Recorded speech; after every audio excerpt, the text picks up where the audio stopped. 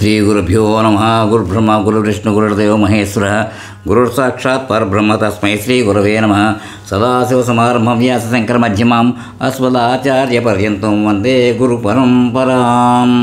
అపార కరుణాసింధం జ్ఞానం శాంతరూపిణం శ్రీ చంద్రశేఖర గురుం ప్రణమామి ముదాన్వహం. ఆపదమపహర్తారం దాతార స్మరసుందం లోకాభిరామం శ్రీరామం భూయో భూయో నమామ్యహం. వాగర్ధ వాగర్ధ ప్రతిపత్తే జగత పితరౌ వందే పార్వతీ పరమేశ్వర. గురు బ్రహ్మ గురు విష్ణు గురుదేవ మహేశ్వర గురు సాక్షాత్ పరబ్రహ్మ తస్మై శ్రీ గురవే నమ.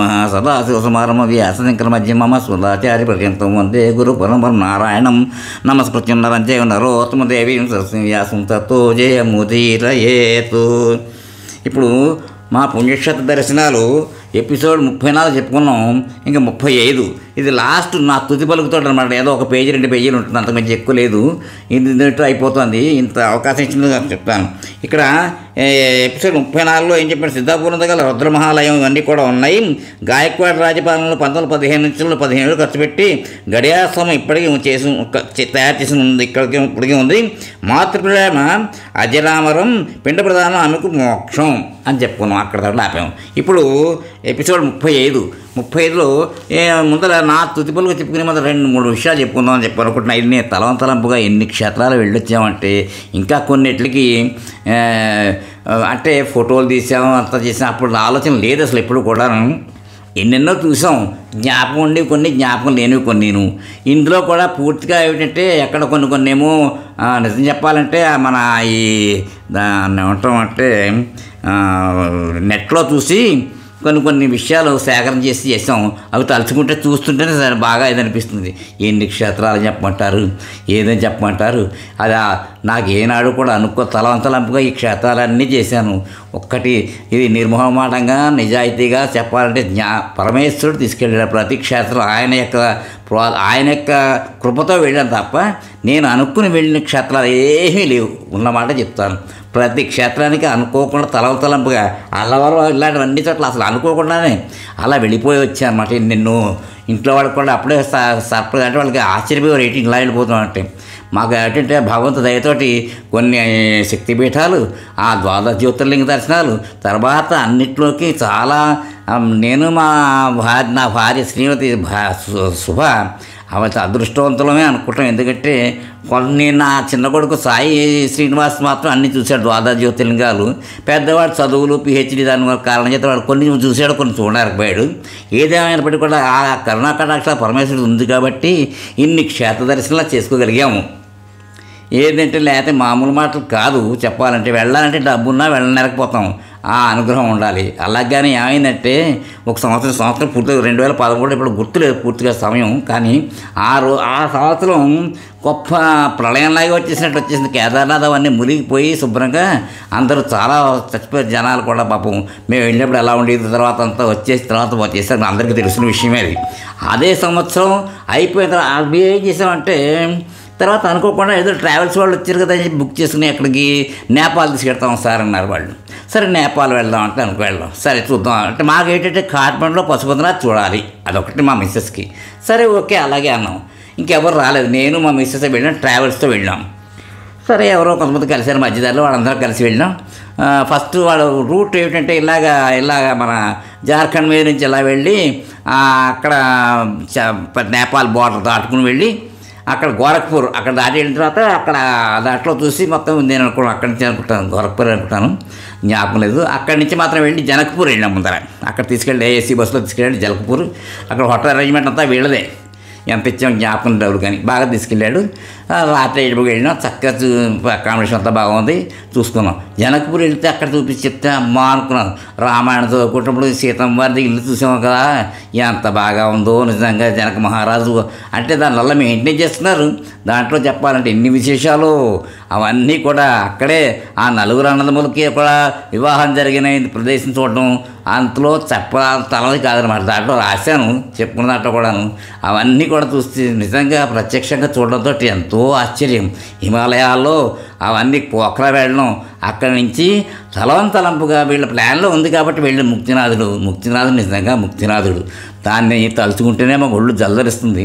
అది పైగా గండకీ నదిలోంచి ఆ పక్క నుంచి వెళ్తాం. యాక్చువల్గా చెప్పాలంటే మేము ఆ జీప్లో వాటిలో వెళ్ళామంటే వేరే స్పెషల్గానే వెళ్తాం, మన కారులో వెళ్ళవు. అక్కడి నుంచి కూడా మధ్యలో కొంతమంది దింపేసి అసలు అక్కడ మళ్ళీ మోటార్ సైకిల్ మీద వెళ్ళాలి మేము. అలా వెళ్ళేవాళ్ళం.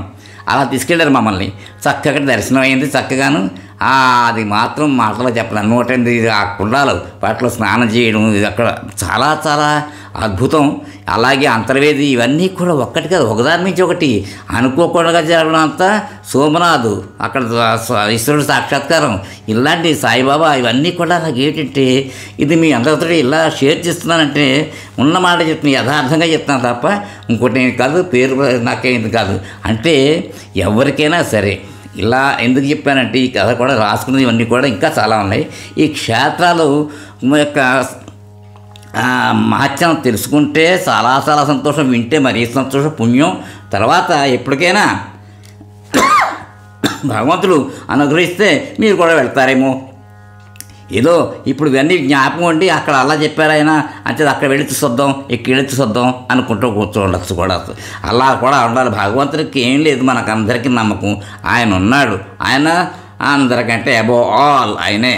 అందుకోసమని ఇంత సద్భాగ్యం పైగా నేను ఏనాడు ఊహించలేదు. చెప్తాను మీకని కూడా నేను ఊహించకుండా మన మోహనవాణి తెలుగు పోడ్కాస్ట్ యాజమాన్యం ఒకటి, దాంట్లో శ్రీ శర్మ గారు ఆయనది ఏంటంటే ఇంకా ఈ మాటలో చెప్పన్నారు, ఎన్నిసార్లు చెప్పుకున్నా ఒకటే మాట, ఆయన రుణం ఎలా తీసుకుంటాం. ఆ భగవంతుడు ఆయనకి ఆయురారోగ్యాలు ఇచ్చి దీర్ఘాయిచ్చి శుభ్రంగా చక్కగా సకల సంపదలతో వర్ధిల్లాలని చెప్పి కోరుకుంటూ, ఇంకా నాలాంటి వాళ్ళు ఎంతోమంది ఉన్నారు మహానుభావులు, వాళ్ళందరినీ కూడా ఎంకరేజ్ చేస్తూ వాళ్ళు ఇలాంటి కార్యక్రమాలు ప్రోద్బలం చేస్తూ పోతుంటే ఇంకా మన యొక్క సనాతన ధర్మం ఉంది, పోలేదు, ఎప్పటికీ పోదు కూడాను. అది అనుమానం లేదు నాకు, నేను నమ్ముకుంటాను ఆ దేవుడు ఉన్నాడు అన్నిటికీ.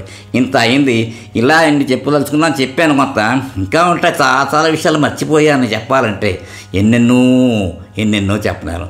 సరే ఏదేమైనా ఒక పేజీ ఉంటే నా తుది పలుకు గురించి చెప్తున్నాను. ఈరోజు అంటే 18 మార్చి 2019 సోమవారం నాడు సుమారు సాయంత్రం 6 గంటలకు మేము దర్శించిన కొన్ని పుణ్యక్షేత్రాల గురించి జ్ఞాపకం ఉన్నంతవరకు ఇక్కడ పొందుపరిచాను. మా మిత్రుడు శ్రీ దుర్గానాథ్ గారు ఇచ్చిన సలహా మేరకే ఈ రచన చేశాను. ఇది నాకు కొత్త, ఎలా వ్రాయాలో తెలియదు, పాఠకులకు నచ్చాలని కాకపోయినా ఇది వ్రాస్తుంటే నాకు కలిగిన భావన పరంపర ఏమిటంటే ఒక్క మాటలో చెప్తాను. ఈ జన్మలో అనేక పుణ్యక్షేత్రాలకు వెళ్ళామంటే అది ఒక్క భగవంతుని కృపాకటాక్షాలే అని త్రికరణ శుద్ధిగా అంగీకరిస్తున్న వాస్తవం. మనం ఏదైనా సమావేశంలో ఎంతైనా చెప్పవచ్చు, మాట్లాడవచ్చు, కానీ ఒక్కసారి వ్రాయాలను సంకల్పించి ప్రారంభించినప్పుడే తెలుస్తుంది.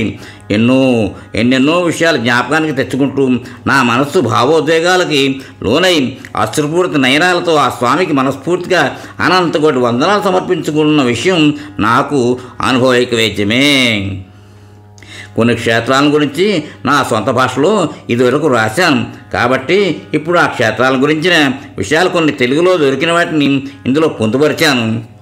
ఈ చిన్న పుస్తకం కేవలం దీనిలో ఎవరికైనా అభిరుచి ఉన్నవాళ్ళకి ఉపయోగపడుతుంది. ఈ రోజుల్లో ఇలాంటి పుస్తకాలు చదవాలనున్న అంత తీరిక సమయం దొరుకుతుందా, అంత సహనం ఓర్పు ఉంటుందా? ఏది ఏమైనా ఇప్పుడు నాకు ఇది ఒక చక్కటి హాబీగా అనిపిస్తోంది. దీంతోపాటు నేనే ఈ పుస్తకాలని బైండింగ్ చేయడం నేర్చుకుని తయారు చేసి దీనిలో కూడా ప్రావీణ్యం సంపాదించాలని నాకు నమ్మకం ఉంది.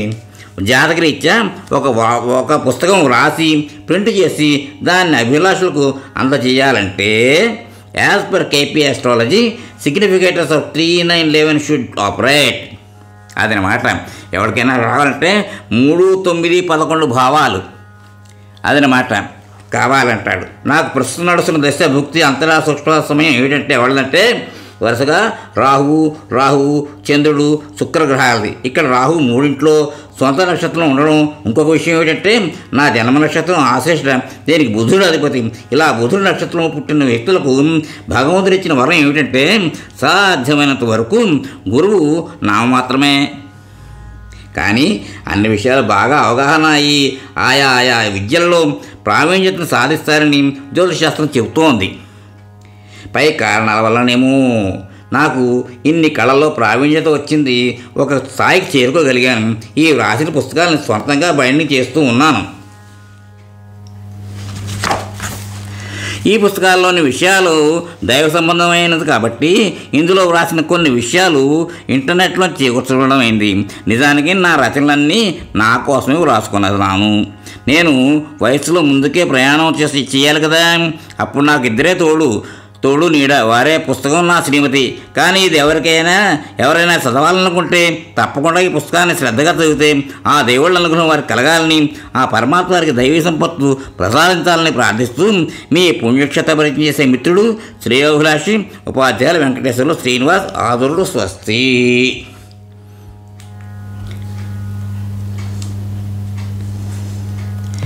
ఇంతదాకా ఇంకే నాకు ఇక్కడ రాసే నిజంగా మేము అనుకోకుండా కాలడీ కూడా వెళ్ళాము. ఎంత అదృష్టమో! ఆది శంకరాచార్య వారి యొక్క జన్మస్థలం. అక్కడ చూస్తే కళ్ళ నీళ్ళు ఆగదు. మన కోసం, మన హిందూ మొత్తానికి వచ్చి ఎంతమంది ఆ రోజుల్లో ఎలాగా ఎంత ఓర్పు సహనాలు, ఎంత మొత్తం యావత్ భారతదేశాన్ని తిరిగి 32 ఏళ్ళ వయసులో అన్నీ చేసిన మహానుభావుడు ఆయన. సాక్షాత్ పరమేశ్వరుడు కాబట్టి అది జరిగింది. మామూలుగా ఇంకోటి వల్ల అవుతుందమ్మా, అవదు.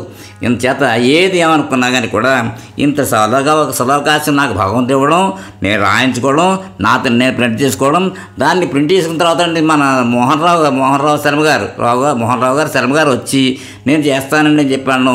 అవన్నీ నేను చేస్తున్న ఈ ఆడియోలన్నింటినీ కూడా పంపిస్తుంటే ఆయన ఏమో మిగిలినవన్నీ కూడా చక్కగా ఇప్పుడు అలాగే రామాయణం ఇవన్నీ కూడా ప్రసారం చేస్తున్నారు. వారికి నేను ధన్యుణ్ణి, కృతజ్ఞుణ్ణి కూడాను. ఎందుకంటే ఇలా చేస్తున్నప్పుడు మన యొక్క సాంస్కృతిక కార్యక్రమాలన్నీ కూడా మన పర్టికులర్ సనాతన ధర్మాన్ని ఎంకరేజ్ చేయాలంటే చాలా ఓపిక కావాలి, ఎంతో కావాలి. ఆయన చాలా పట్టుదల గల మనిషి కాబట్టి చేస్తున్నారు. కాబట్టి ఆయనకి భగవంతుడు చల్లగా చూసి సరదా అందరినీ కాపాడుతూ ఉండాలని, అంతేకాకుండా వింటున్న మహాశయులకు అందరికీ కూడా, ప్రేక్షకులు అందరికీ కూడా నా యొక్క కృతజ్ఞతాపూర్వక అభినందనలు, హృదయపూర్వక ధన్యవాదాలు తెలియజేసుకుంటూ మీ యొక్క కేవలం మీ శ్రేయోభిలాషి ఉపాధ్యాయులు వెంకటేశ్వర్లు. స్వస్తి. మోహన్వాణి తెలుగు పోడ్కాస్ట్ వింటున్న శ్రోతలందరికీ హృదయపూర్వక ధన్యవాదాలు. వినండి, వినిపించండి, వింటూనే ఉండండి మోహన్వాణి తెలుగు పోడ్కాస్ట్. మీరు వింటున్నారు మోహన్వాణి. మా కార్యక్రమాలు మీకు నచ్చితే ఇప్పటివరకు మా ఛానల్కి సబ్స్క్రైబ్ చేసుకోకపోతే వెంటనే ఈ క్షణమే సబ్స్క్రైబ్ చేసుకుని ఆ పక్కనుండే బెల్ బటన్ని మ్రోగించి అందరికీ షేర్ చేసి మీ విలువైన కామెంట్ను కూడా చేసి మమ్మల్ని ప్రోత్సహిస్తారని కోరుతున్నాను.